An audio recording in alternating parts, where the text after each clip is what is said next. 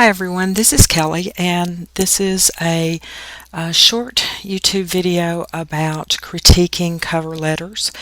I'm going to work with 3 documents today, and you'll be looking at them now on my Microsoft Word screen.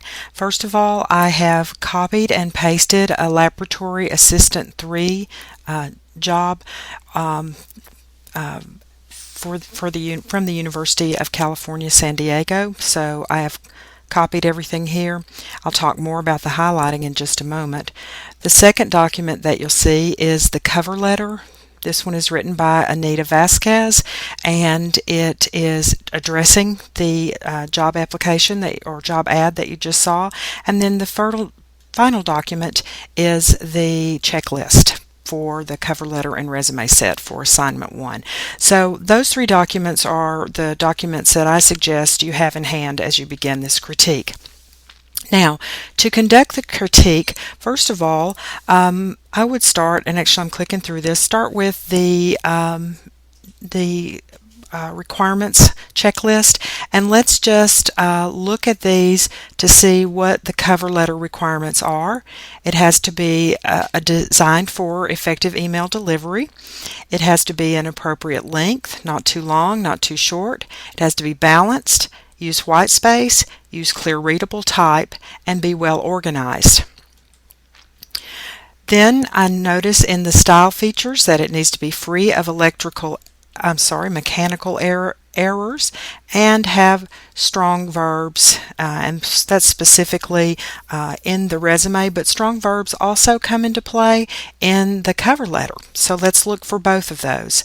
And then finally, in the document content, there is this list, and I'm going to highlight it again, of specifics for the cover letters. It needs to respond to the job ad and include a copy of the job ad. It needs to have introductory information referring to the ad or job notice, has to discuss education and employment information.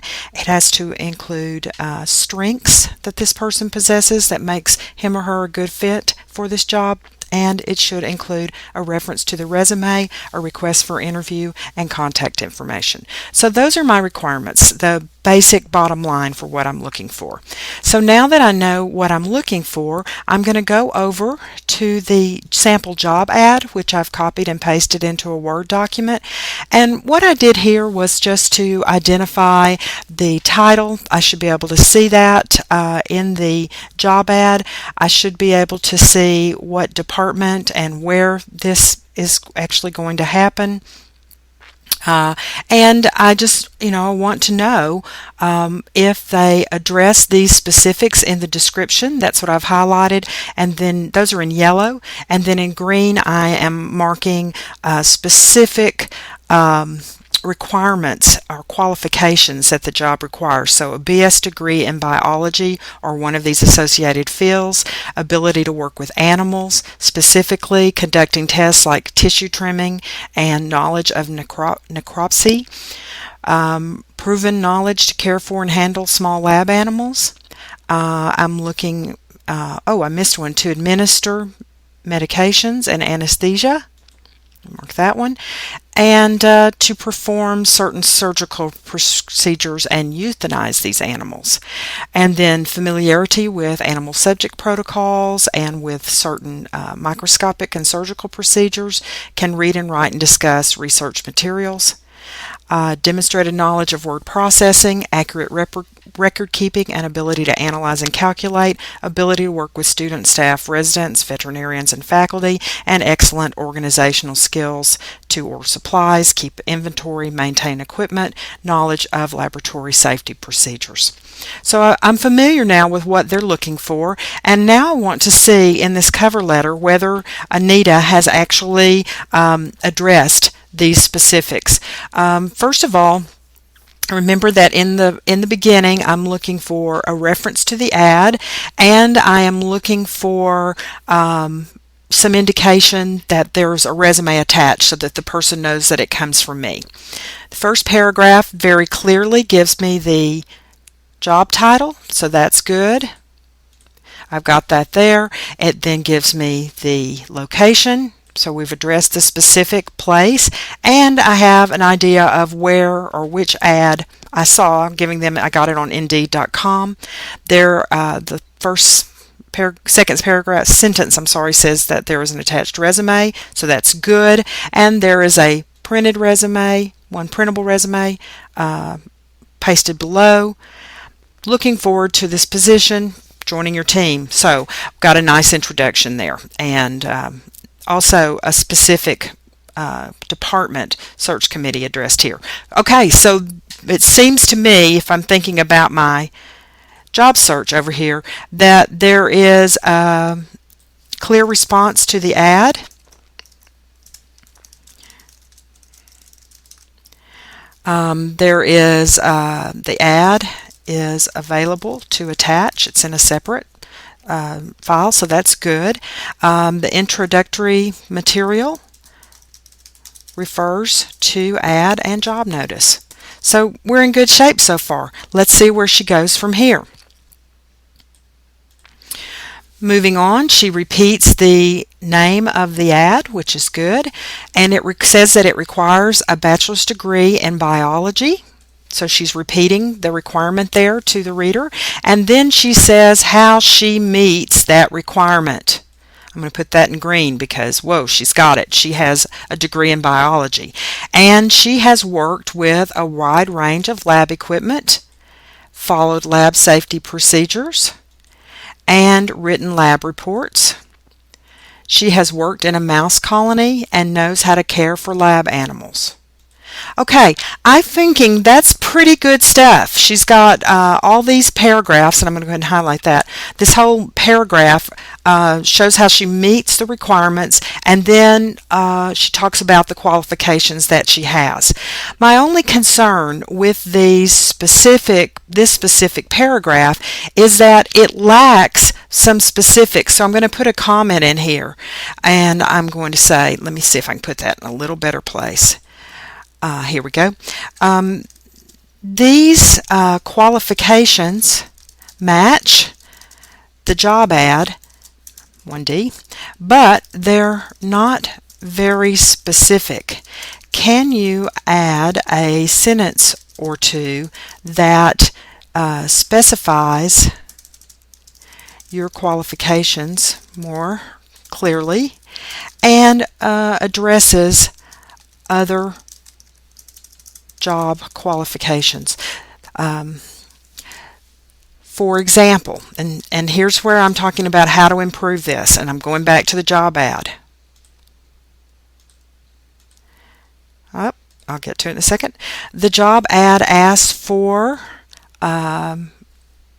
certain surgery skills. Here I am. Surgery skills, animal care skills, knowledge of animal safety procedures. Do you have these skills? If so, can't type. Be specific. So I'm offering some places that could be improved and telling the writer how to improve them. Now I'm looking at the second paragraph. My minor in technical communication has given me strong communication skills and taught me to be a team player. Now, and then she says, I have the ability to work well and collaboratively. Again, team player, working with others, that was certainly mentioned in the job ad. So I want to showcase that. I have strong computer skills. That was also mentioned. But she doesn't say which skills. So I want to put a quick note there and ask which skills. The job ad ask for specific kinds of computer skills. List them if you have them. So again, being specific, what's missing, what's present, You know, how can you improve these? You say you understand workplace ethics. I'm going to showcase that one because obviously, you know, want to say specifically what kind.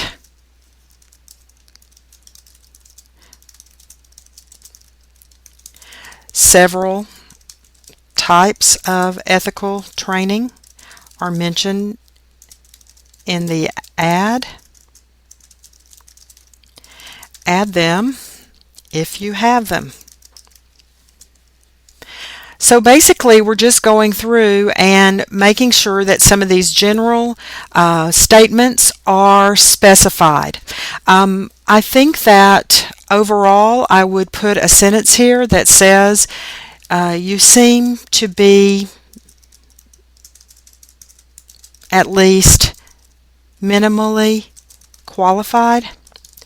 Try to incorporate more specific examples and language here that demonstrates how well you fit the ad. So overall, that's my biggest concern here, is that it's still too general. It looks like it's a good fit, but I'm not convinced. And really, the addition of another 3 or 4 sentences that specifically sort of pull out each one of these points and addresses it is going to make a much better cover letter. So back to my requirements, and what I see is that education is listed, and job experience is, I would say, generally described. To improve this section, give us more specifics to prove you have the skills for this job. The letter, and this next one is that the letter demonstrates strengths. The letter does discuss some strengths, such as working with others, but it could be more specific here too. And then finally, the letter has a reference to the resume. We saw that in the first paragraph, a request for an interview and contact information. Let's look for the request for an interview. Please feel free to contact me, and there's the contact information. So that's great. So I want to just put that there.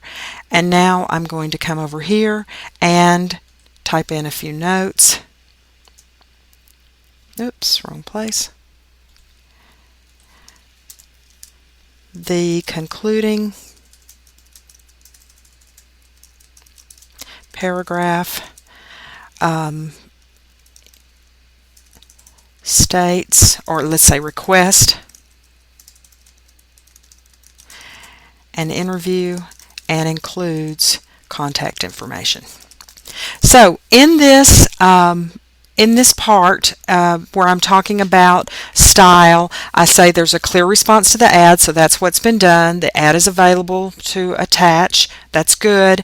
The introductory materials are good. The conclusion is good. Where there is some need for improvement is in the education and job experience section, and I explain that how that should be done generally here, and then on the detailed places I identify specific places on the job ad itself. So all in all, if my job is to state what is there, what could be improved, and how that can be improved, I've done that with this example. So as you're getting ready to critique your colleagues' cover letters or your teammates' cover letters, be sure that you use these 3 documents. The sample job ad, which you highlight as you read it, then the checklist, which you review, and then finally the letter itself, onto which you can write some specific questions. Now, just to conclude, I want to go back to the other parts of the checklist. As far as I can tell, the style looks strong.